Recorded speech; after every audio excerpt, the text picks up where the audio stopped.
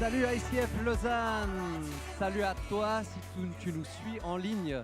On est content de vivre ce moment aussi avec toi, pas physiquement mais en esprit. Merci à toi aussi d'avoir fait l'effort de venir en présence ici ce matin. Aujourd'hui c'est un beau dimanche, n'est-ce pas? C'est le dimanche de Pentecôte. Et c'est ça qui fait aussi que toi tu peux vivre quelque chose avec nous dans notre salon. Parce que le Saint-Esprit, le don du Saint-Esprit a été donné et il est avec toi maintenant là où tu nous regardes. Il est ici, là, maintenant, avec vous. Vous savez ça? C'est le cadeau le plus inestimable, inimaginable sur la terre, le cadeau du Saint-Esprit. Je ne sais pas si tu te rends compte, Dieu, une part de Dieu comme ça, déversée en toi, qui vit en toi dans ce moment. Et aujourd'hui, on parle de cette valeur exemple. C'est un joli thème, plein d'enjeux quand même, pour nos vies, challengeant. Et moi, je trouve cool de se rendre compte que finalement, sans le Saint-Esprit, on ne va pas y arriver à être un exemple. On ne va pas y arriver dans ce domaine. Alors commençons avec lui, ça vous dit? Prends juste un petit moment, inviter sa présence, peut-être prendre conscience de ce qu'il est en train de faire en vous, ici dans cette salle, qu'il est déjà là. Tu peux juste fermer tes yeux, te laisser vivre ce moment, aussi avec nous en ligne.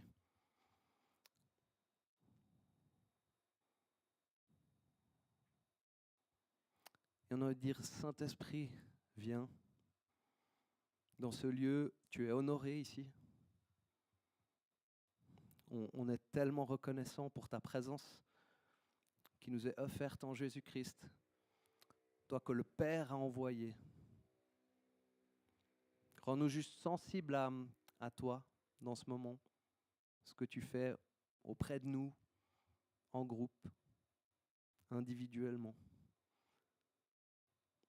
Et on te demande ton aide pour vivre toutes ces valeurs de leadership paradisiaque et spécialement celles d'aujourd'hui qu'on va aborder ensemble. Alors, à Jésus toute la gloire, et tu peux faire un gros bruit, un grand tonnerre d'applaudissements pour Jésus. Ouh! Ouais. Parce que Jésus, à la croix, a tout donné pour toi, il t'a pardonné. Tu es en ordre avec lui. Aujourd'hui, tu peux dire, je suis la justice de Dieu en Jésus-Christ. C'est une déclaration hallucinante. Ça, c'est le cadeau de Dieu pour toi. Après, il a dit, il est mieux que je parte et je vous envoie le Saint-Esprit. En gros, tu as ton petit Jésus personnel en toi.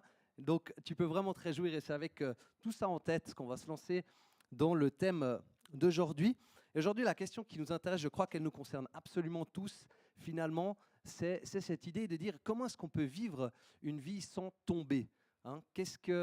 Comment on peut marcher et tenir debout, quoi. Spécialement, c'est le Youth Sunday aussi. Pour vous, les jeunes, aujourd'hui, quelles décisions vous allez prendre aujourd'hui qui vont vous permettre d'aller loin avec succès dans la vie sans vous casser la figure? Parce que plus on avance, plus on voit que des opportunités de tomber, il y en a, hein. Et puis, dans les églises, c'est aussi un thème récurrent, hein. Je pense que je ne vous apprends rien.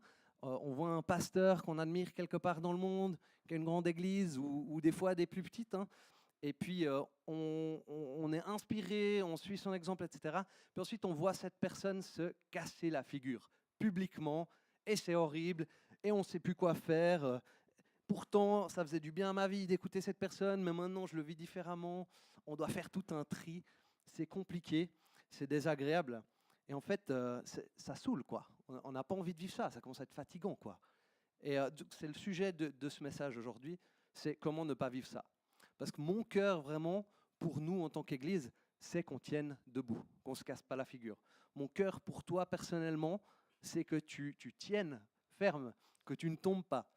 Et mon cœur pour moi aussi, dans mon rôle, c'est de ne pas échouer comme on le voit arriver dans beaucoup de situations. Et je pense qu'on ne prend pas cette question à la légère parce qu'on sait aussi de quoi on est fait. On sait qu'on est bien faible par moment. Donc, on va essayer d'aller de l'avant. Pour vivre le standard de la Bible, finalement, qu'on voit dans Éphésiens 5.3, on voit qu'on n'est pas du tout dans la cible avec toutes ces situations qu'on rencontre, hein. Éphésiens 5.3, il dit que l'immoralité sexuelle, l'impureté sous toutes ses formes ou la soif de posséder ne soit même pas mentionnée parmi vous comme il convient à des saints. Ouh. C'est assez fort, hein, que ce soit même pas mentionné parmi vous.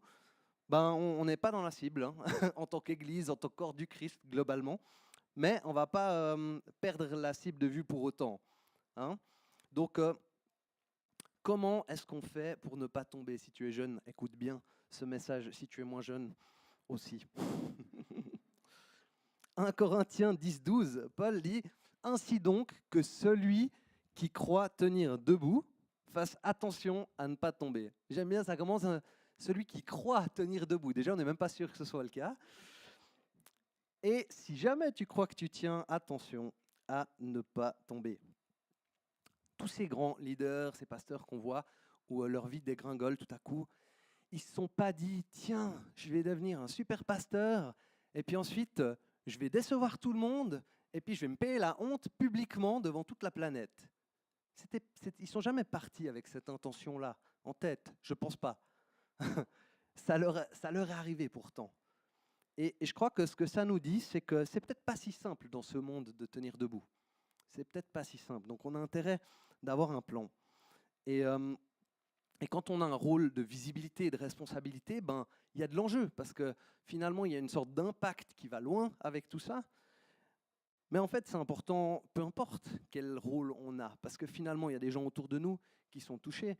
Et puis, bah, peut-être que quelqu'un qui détruit son mariage de manière invisible dans la société, on ne le voit pas derrière, mais lui, il souffre. La personne avec qui il est souffre, peut-être sa famille. Ça peut être difficile. Et on a envie d'éviter ça, finalement.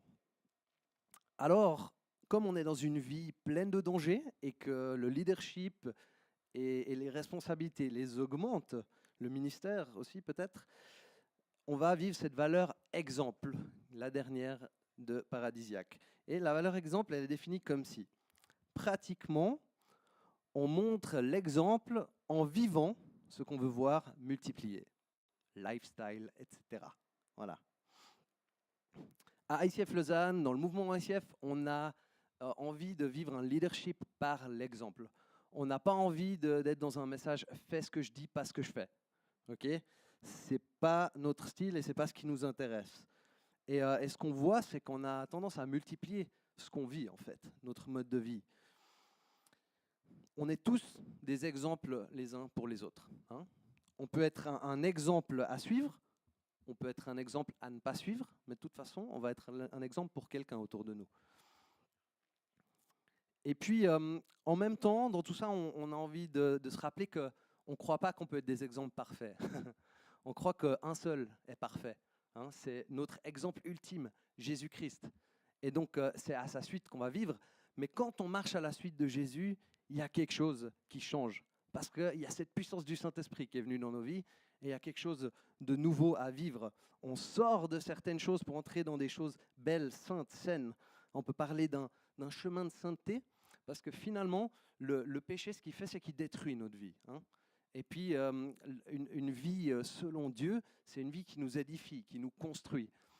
En fait, cet appel à la sainteté, c'est tout simplement retrouver quelque chose de l'ordre de comment Dieu nous avait créés avant la chute, notre état avant la chute, c'est ça qui nous intéresse.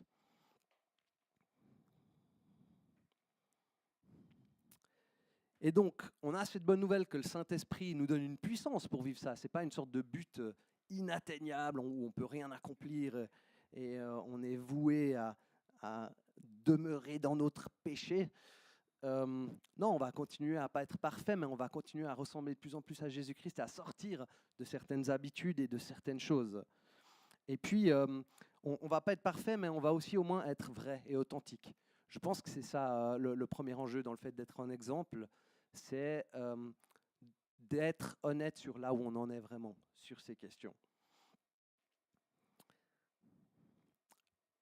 Mais on est appelé à beaucoup. Philippiens 2, 14 à 15 nous dit « Faites tout sans murmure ni contestation, afin d'être irréprochables et purs, des enfants de Dieu sans défaut, au milieu d'une génération perverse et corrompue. C'est comme des flambeaux dans le monde que vous brillez parmi eux. » Waouh, donc il y a quand même un appel à quelque chose de spécial que Dieu veut pour nous et qu'on veut aller chercher ensemble finalement. Et puis, on veut être des exemples. Je ne sais pas si vous avez déjà eu un prof qui était nul dans quelque chose. Mais nous, on n'a pas envie d'être comme ça. Enfin, moi, personnellement, je ne sais pas si je vais aller chez un prof de guitare électrique. J'espère qu'il peut envoyer la sauce, quoi. Et puis, ça m'impressionne et ça m'inspire. Ben, nous, de la même manière, on a envie de parler de choses qu'on expérimente et où on a quelque chose, en fait, à mettre en avant par rapport à ça. Et comme la vie est pleine de dangers, le leadership les multiplie, le ministère, tout simplement le fait d'être là sur cette terre, une question qui va nous aider aujourd'hui, c'est comment font les gens qui exercent un métier à risque, une profession, une activité à risque. Je me suis dit, finalement, c'est ça notre parallèle, parce que le risque, il est là. Donc, mais il y a plein de gens qui vivent des professions, des activités à risque. Alors, comment eux, ils font pour ne pas tomber, hein? Alors, on va te donner un ou deux exemples. Par exemple, comment il fait pour ne pas tomber dans la masse bleue là, qui est derrière lui? Voilà, je pense qu'un astronaute, il a besoin de certaines choses. C'est vachement risqué ce qu'il fait, quoi. Et pourtant, il peut le faire et revenir sur Terre, si tout se passe bien, en un morceau. On a encore un volcanologue. Voilà, je pense qu'il n'est pas allé en short et en tongs, en mode « ouais, je vais aller là-bas, vite voir un peu la lave, en passant ». Enfin, voilà. Après, qu'est-ce qu'on peut avoir encore? Les pompiers, un métier du quotidien, mais finalement qui est extrêmement dangereux.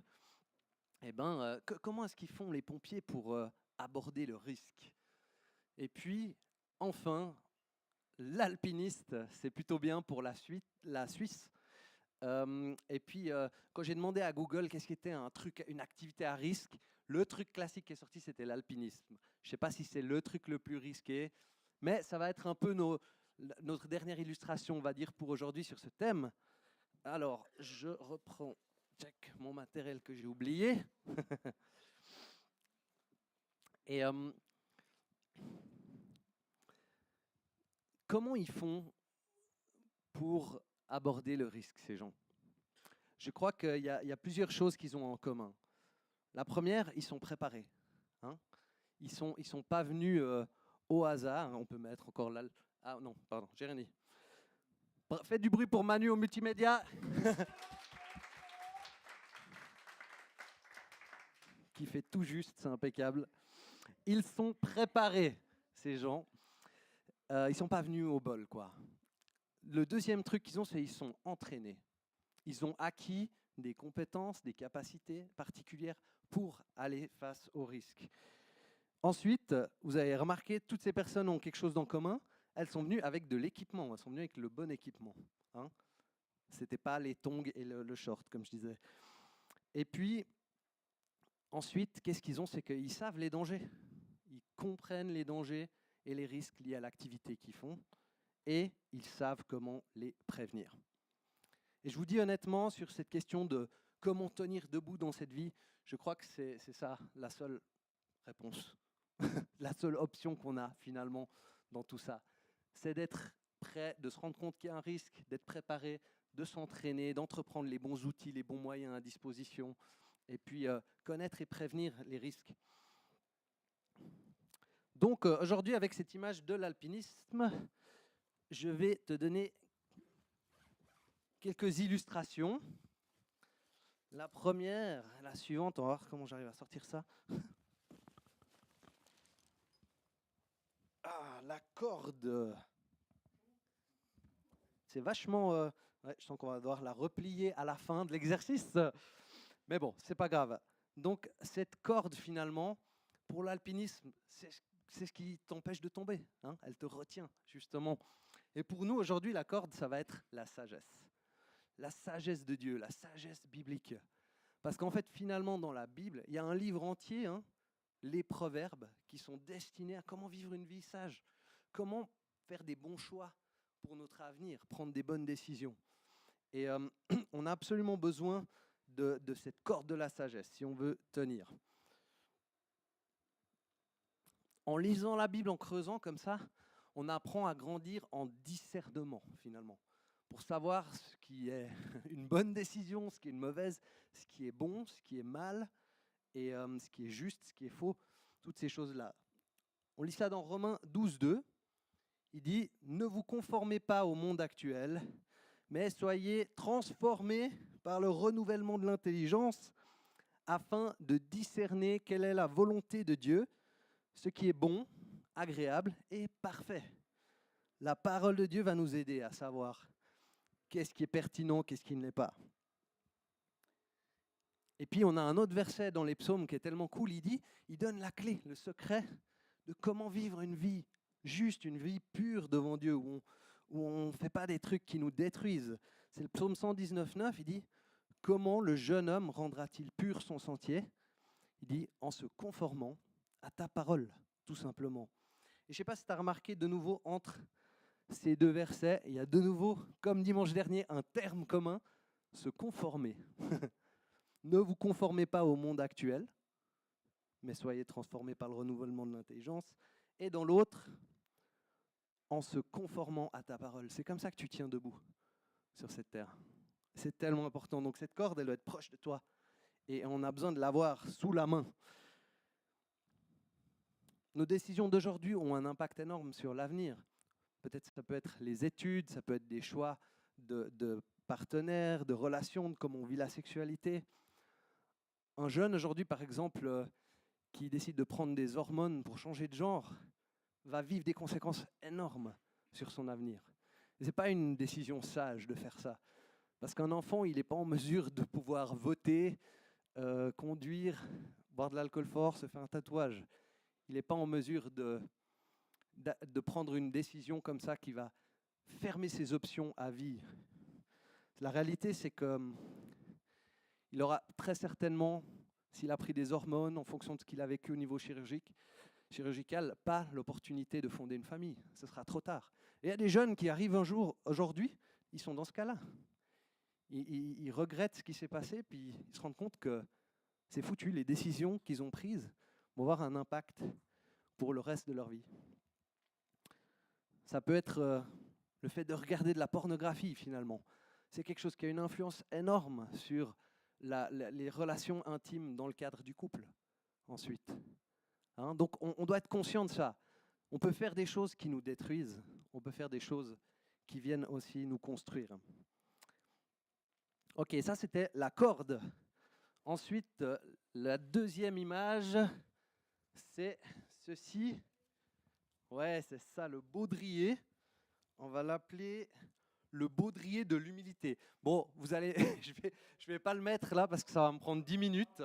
Je sais, j'aurais été beau en baudrier, mais tu vois, il y a ma fierté encore là qui...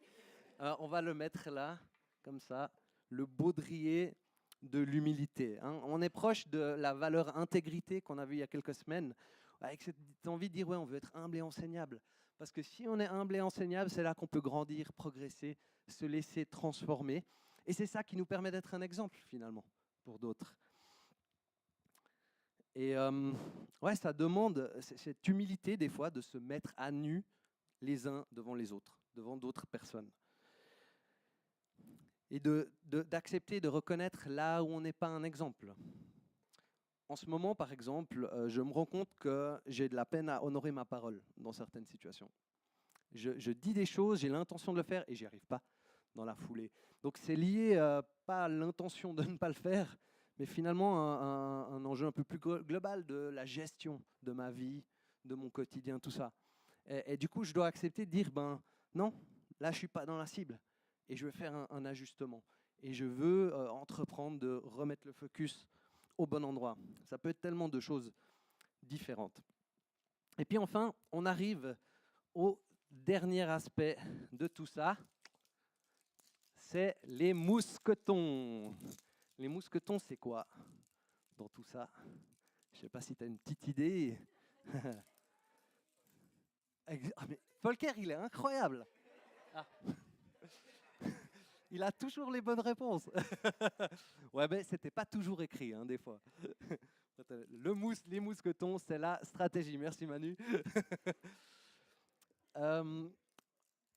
Finalement, l'alpiniste, il a ses outils en main et il doit avoir une stratégie sur comment les utiliser. Hein. Il sait qu'il va en utiliser sur son baudrier à certains endroits, sur telle et telle accroche dans le mur. Enfin, je ne suis vraiment pas un expert là-dedans, ce n'est pas mon domaine. Hein. Mais vous voyez un petit peu l'idée. Et je crois qu'il y a même là-dedans des trucs, tu sais, pour mettre entre les crevasses. Ouais, je crois que c'est ça. Tu sais, tu les bloques entre deux trucs de pierre et tu peux ensuite t'accrocher dedans. Enfin, vous demanderez à Olivier, il sait comment utiliser tout ça. Euh, et du coup, la question, cette dernière question qu'on va garder en visuel, c'est quelle est ta stratégie pour tenir debout? Et vous avez vu cette annonce pour le Get Free Weekend, ça c'est un moyen super finalement de faire le check sur sa santé spirituelle, où on en est, etc. Et peut-être certains d'entre vous, vous avez eu l'occasion de le faire. Si c'est pas, vous n'avez pas eu l'occasion, inscrivez-vous, ça vaut tellement la peine. Et j'ai pu en faire pas mal dans ma vie. Et c'est vraiment top pour un boost, pour marquer un gros coup dans un moment. Mais euh, ça ne répond pas, je dirais, aux besoins du quotidien forcément. Parce que tu vas peut-être pas toujours pouvoir faire un Get Free Weekend. Et on a besoin de quelque chose de plus si on parle de lifestyle, de quelque chose qu'on vit tous les jours. Et c'est là où j'ai envie de nous inviter à entreprendre quelque chose qui peut être là chaque mois, peut-être chaque fois qu'on en a besoin pour ne pas se casser la figure. Pourquoi est-ce qu'on a besoin d'une stratégie? C'est simple. Quand tu es né sur cette terre en tant qu'être humain, tu es entré dans un monde plein de risques. Quand tu as choisi de suivre Jésus comme un disciple, ton risque a encore augmenté à un certain niveau. Et tout simplement, tu es dans un milieu qui est pas évident et plein d'hostilité. Et en fait, l'ennemi, pour te faire tomber, il n'a pas besoin de grand-chose. Il a juste besoin que tu viennes pas prêt. Il a juste besoin qu'on n'ait pas de stratégie, par exemple. Et après, ça va tout seul. Hein, la fierté qui est là, le secret, on commence à cacher des choses, et le péché qui progresse de manière incrémentale dans nos vies. Quelqu'un a déjà vu et vécu ça? Hein? Ouais, on sait. L'ennemi, il n'a pas besoin de faire grand-chose si nous, on est passif, en fait. Les choses vont aller tout seuls. C'est pour ça qu'aujourd'hui, on a envie d'une intentionnalité dans notre lifestyle pour prévenir ça. On est dans un milieu à risque, venons équipés. Et la stratégie que je veux vous proposer aujourd'hui, honnêtement, je ne sais pas s'il y en a une autre. J'ai réfléchi et ça me semble vraiment l'approche la plus complète et pertinente sur cette question. C'est l'approche qu'a eu Billy Graham pour son ministère, finalement, par rapport à tout ça, où il a établi avec quelques personnes un code d'honneur. Finalement, le rêve que Dieu avait pour leur vie, qu'ils voulaient vivre, ses standards, son plan, ils l'ont défini et ils ont fait un groupe où ils ont dit on va s'inspirer à vivre ça, on va s'encourager, on va prier les uns pour les autres, et puis on va aussi mettre à la lumière quand on vit des choses qui ne sont pas dans cette direction-là. Et je pense que c'est une excellente approche, parce que finalement, c'est quelque chose qui doit être le fruit d'une démarche personnelle, une conviction. Personne ne peut le faire pour nous, il faut le vouloir. Et puis, ensemble, on est plus fort finalement pour faire face à tous ces enjeux-là.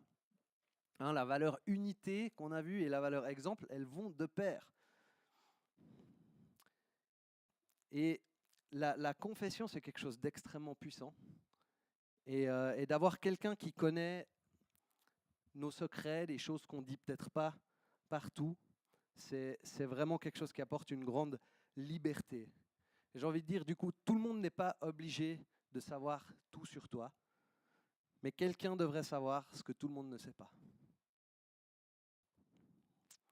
Il faut vraiment qu'on se rende compte qu'on n'est pas des exceptions par rapport à ça. Hein. Même si peut-être on est des êtres humains exceptionnels, faits à l'image de Dieu, avec des dons et des qualités spécifiques, finalement, on n'est pas exceptionnel dans le sens où on a tous besoin des mêmes choses. Et c'est un peu les mêmes choses qui peuvent nous faire tomber. Voilà comment Paul en parle dans Éphésiens.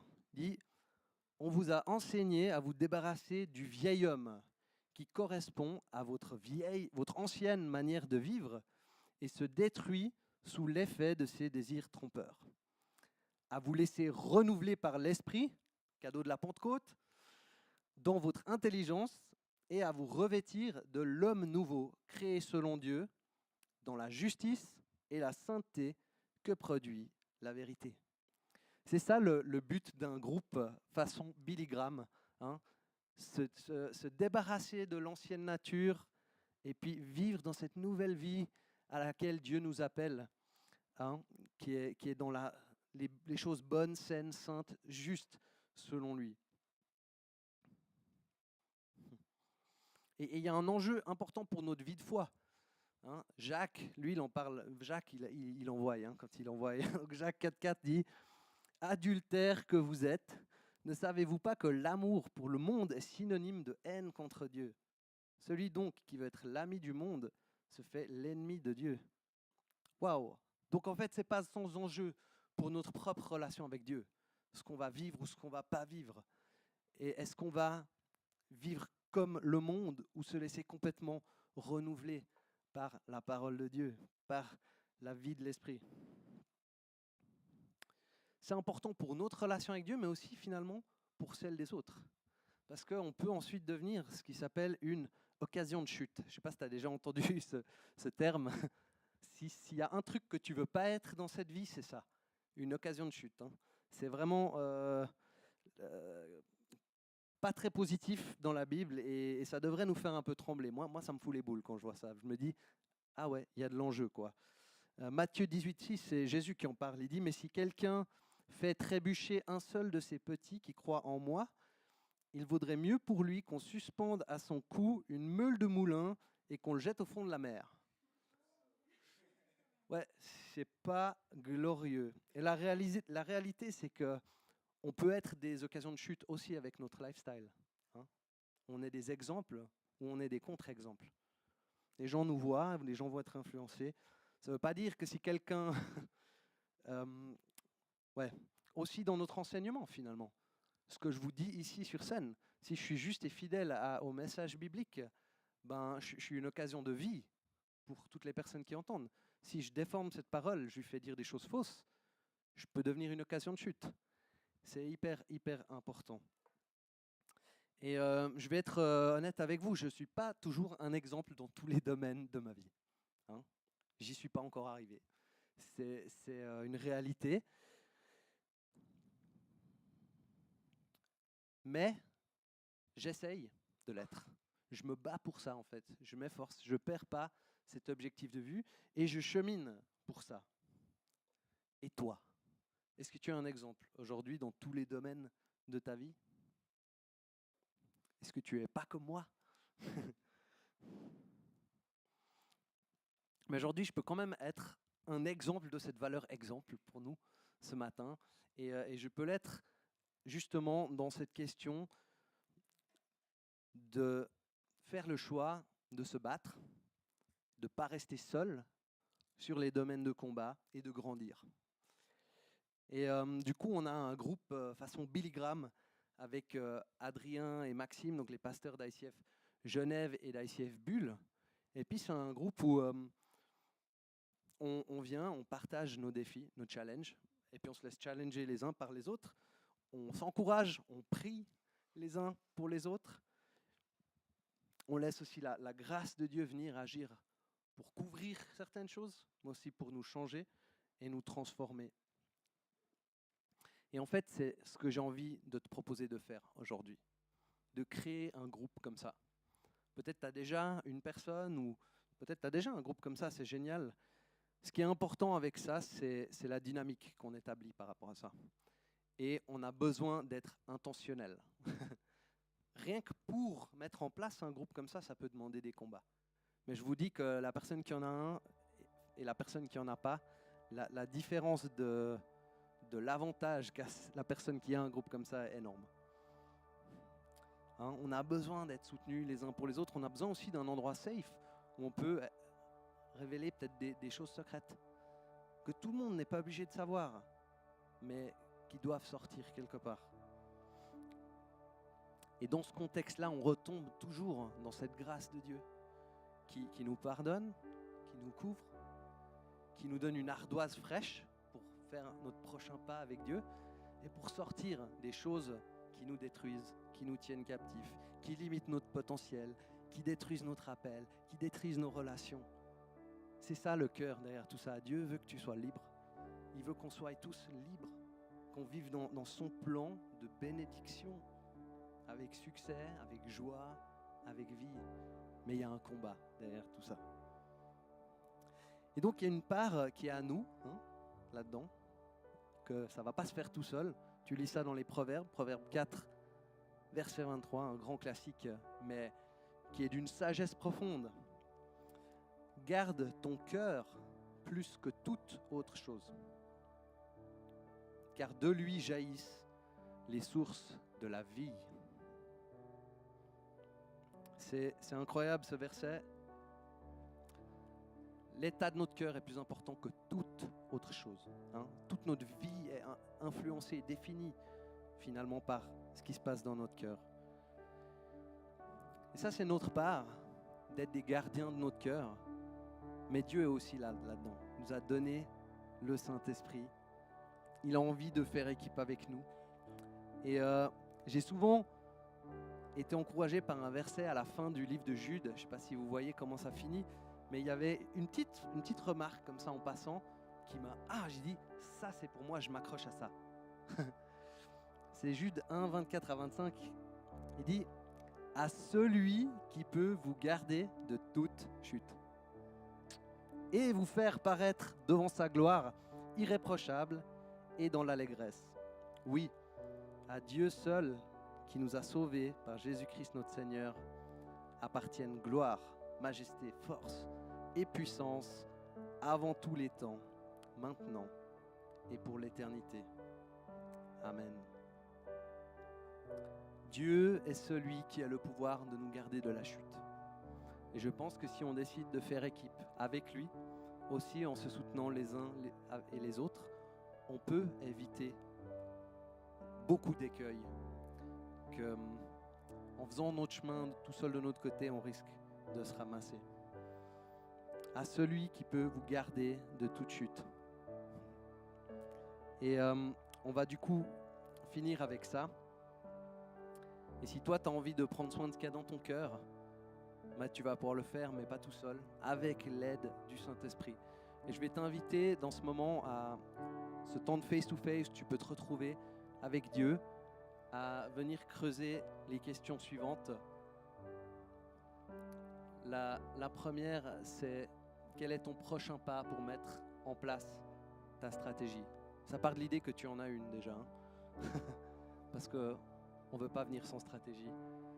Ensuite, quel est le domaine où je suis le plus vulnérable ou qui se dégrade très discrètement? Parce qu'on sait que c'est comme ça que l'ennemi nous chope. Il ne fait pas d'un coup, paf. Non, c'est un petit truc, puis ça paraît anodin, puis ça va toujours plus loin, puis ça grandit, puis ça se développe. Et enfin, demande son aide à celui qui peut te garder de la chute. Et son Saint-Esprit qui a été envoyé comme une aide pour qu'on vive cette nouvelle vie, le nouveau vêtement dont on parlait tout à l'heure. Ça va demander de l'intentionnalité de répondre au premier point. Alors peut-être que si ça te paraît gros, demande à Dieu juste un tout petit pas, un petit action step dans cette direction. Et on va tous avancer finalement ensemble dans cette direction de pouvoir être des exemples sur cette terre et non pas des contre-exemples. Est-ce que ça t'intéresse, cet objectif-là? Ça te parle? Cool. Alors, je t'invite à vivre ce moment autour de ces questions avec Dieu. Et on va se tourner vers celui qui a le pouvoir de nous garder de la chute. On a envie de te dire, Seigneur, merci déjà de nous avoir rachetés à la croix, de nous avoir déclarés justes et purs devant toi, pour justement vivre cette vie en tenant debout avec toi. Mais on sait aussi, Seigneur, combien l'ennemi est sournois. On sait combien des fois on est aveugle. Et on veut dire aujourd'hui qu'on a besoin de ton aide, Seigneur. On a besoin de ce Saint-Esprit que tu as envoyé à la Pentecôte et que tu as fait vivre dans tous ceux qui sont en Jésus-Christ aujourd'hui. Alors viens dans ce moment, dans cette salle, auprès de chacun d'entre nous. Seigneur, tu connais mes frères et mes sœurs ici et tu sais exactement là où il y a un vrai enjeu. Tu sais exactement ce qui pourrait être mis en place pour vivre une stratégie gagnante. Oui, Saint-Esprit, on te laisse la place. Et on te demande, aide-nous à être des hommes et des femmes qui marchent comme des exemples sur cette terre, qui tiennent et qui ne tombent pas. Pas parce qu'on est des gens extraordinaires, mais parce que ton amour pour nous est extraordinaire, ta grâce pour nous et le Saint-Esprit que tu as fait vivre en nous est extraordinaire. Alors aide-nous à nous débarrasser de l'ancienne nature pour marcher dans cette nouvelle vie qu'on a avec toi en Jésus-Christ. Et on dit merci Seigneur que c'est un cadeau de toi et pas de nos propres efforts. À toi la gloire Jésus. Viens régner dans ce moment et faire ce que tu veux. Amen.